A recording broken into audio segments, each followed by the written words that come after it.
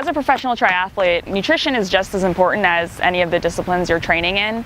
I mean, it sets your body up for the next day's session. So what you're putting in, before, during, and after, really sets you up for consistency. Heather Jackson here, a professional triathlete. I just ran my first race of 2013 as an Herbalife athlete, the Carlsbad Half Marathon. I was happy to finish third. Leading up to the Carlsbad Half, I was training probably 4 to 6 hours a day of all three disciplines, swim, bike, and run. The runs primarily were a lot of speed work on Tuesday, Thursdays, and Sundays. So those were kind of the key days that I was getting, the Herbalife rebuild right in, directly following a workout. You really need to fuel your muscles with that protein, some carbs directly after a hard session. So, maybe an easy run, recovery day. You could use the hydrate, was kind of my go-to just to keep the electrolytes in during those easier days when you don't necessarily need as many calories.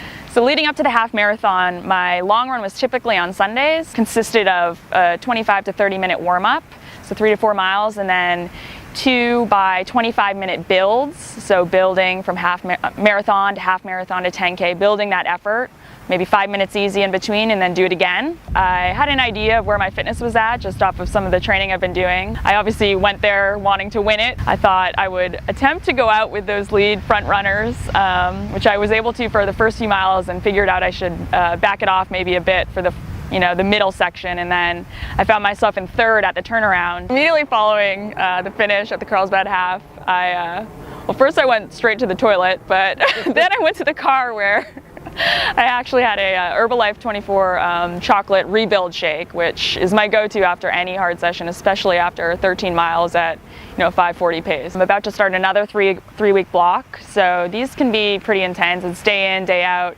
My first try of the season, which will be Escape from Alcatraz, and then I'll recover for about a week after that, and then another 3-week intensive block leading into Oceanside 70.3 at the end of March.